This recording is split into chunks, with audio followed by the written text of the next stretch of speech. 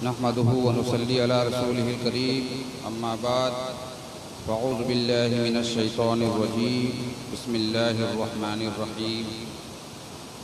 मिनहा खलक़नाकुम व फ़ीहा नुईदुकुम व मिनहा नुख़रिजुकुम तारतन उख़रा। सदक़ल्लाहुल अज़ीम। दुरूद शरीफ पढ़ लीजिए। अल्लाहुम्मा सल्लि अला सय्यिदना मौलाना मुहम्मदिन मादिनिल जूदि वल करम व आलिहि व अस्हाबिहि अजमईन।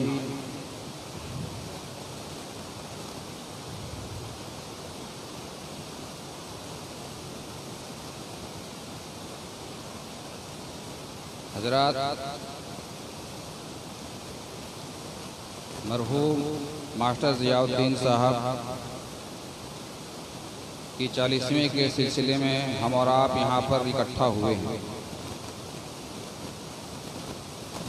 मस्जिद मार्केट के रोशन चिराग थे जो नमाज की तरबियत देते थे, और मस्जिद मार्केट में जिस तरह से मुखलिस इंसान थे जिनको जो कहना होता था सामने कह देते थे। बिहम्दिही ताला आज हम लोग नमाज में जाते हैं वो कमी महसूस करते हैं।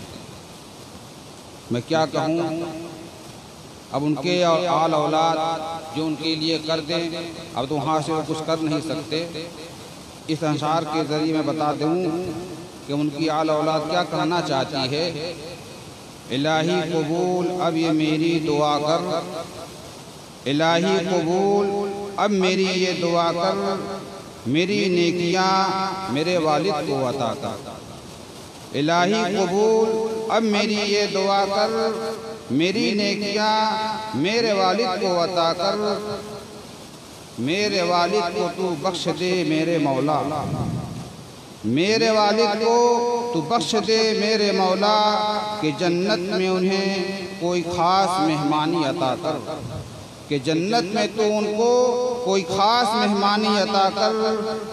मुझे अब रुलाती है तेरी यादें, मुझे अब रुलाती है तेरी यादें, बहुत याद आती हैं मेरे वालिद, बहुत याद आते हैं मेरे वालिद। दुरूद शरीफ पढ़िए। अल्लाहुम्मा सल्लि अला सय्यिदना मौलाना मुहम्मदिन मादिनिल जूदि वल करम व आलिहि व अस्हाबिहि व बारिक वसल्लिम। जिस आयत करीमा की तिलावत करने का शरफ हासिल किया उसका तर्जमा बता के रुखसत हो जाऊँगा। थोड़ी सी अक़ीदे पर रोशनी डालूँगा बस। मिनहा खलक़नाकुम, कुरान में अल्लाह रब्बुल इज़्ज़त इरशाद फरमाता है, इसी से मैंने तुमको पैदा फरमाया मिट्टी। व फ़ीहा नुईदुकुम, और उसी से तुमको उसी तरफ लौटना है। व मिन्हा नुख़रिजुकुम, और तुमको दोबारा उसी बार उसी तरफ निकालना है। तारतन उख़रा, दूसरी मर्तबा। हम और आप जानते हैं, कहा जाता है कि जिसका वक्त इंतकाल का वक्त जहाँ पर जिस जगह पर जिस टाइम लिखा होगा उसकी आल औलाद उसको उस जगह पर किसी न किसी बहाने पहुँचा देगी। जैसा कि मूसा अलैहिस्सलाम हज़रत सुलेमान अलैहिस्सलाम के ज़माना में एक शख्स हाजिर हुआ, दौड़ते हुए आया, कहता है आपकी हुकूमत चाँद तारे आसमान ज़मीन हवा पानी चरिंदों परिंद सब पर है, आपकी मिल्कियत तमाम हवा पानी पर है। मुझे लगता है मलकुल मौत मुझे बहुत गौर से देख रहे थे, उनकी नीयत कुछ सही नहीं लग रही थी। आप हवा को हुक्म दीजिए कि फलां समंदर के टापू पे मुझे पहुंचा दे। हज़रत सुलेमान अलैहिस्सलाम ने हवा को हुक्म दिया, फ़ौरन हवा ने उस शख्स को समंदर के टापू पे पहुंचा दिया। जब मलकुल मौत वहां पहुंचे तो वह शख्स हाजिर था।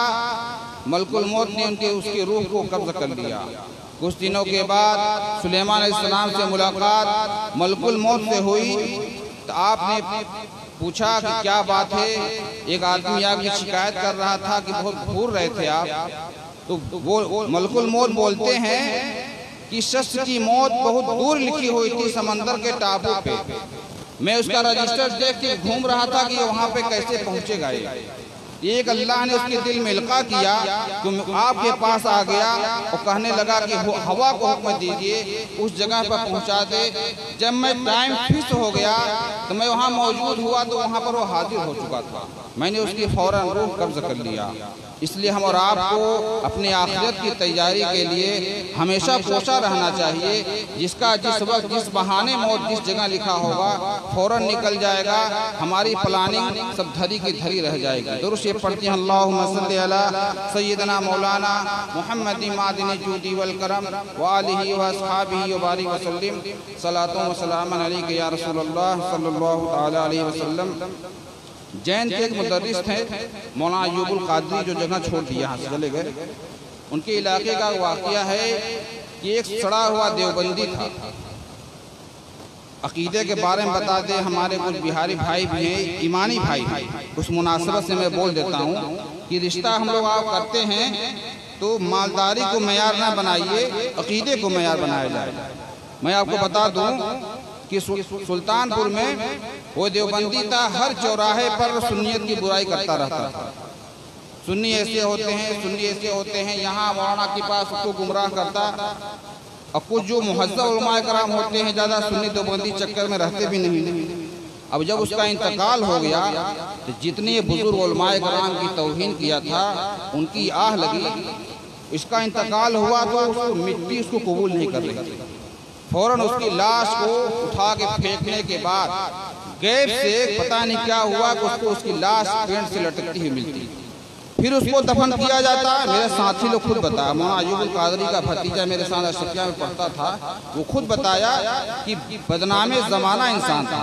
उसका चेहरा एकदम मरदूद हो चुका था, लेकिन तब भी अपनी आमाल से जो कहा जाता है ना, जो हुजूर की तौहीन कर देता है उसको तौबा की तौफीक भी नहीं होती। और जब फिर उसको दफन किया गया फिर उसकी लाश दूसरे पेड़ से लटकती हुई मिली। फिर सुल्तानपुर वालों ने इस मामले के लिए देवबंदी लोग मीटिंग किए कि इसकी लाश को जब ज़मीन कबूल नहीं कर रही है क्या किया जाए। उसको उसकी कफन में पत्थर बांध के उसको समंदर में कुछ दिन के लिए सड़ाया गया। अल्लाह तबारक व तआला कहीं न कहीं किसी न किसी जरिए हम और आपकी हिदायत के लिए और अकीदे की पुख्तगी के लिए अल्लाह ताला कहीं न कहीं से अपने रहनुमाई फरमाता है।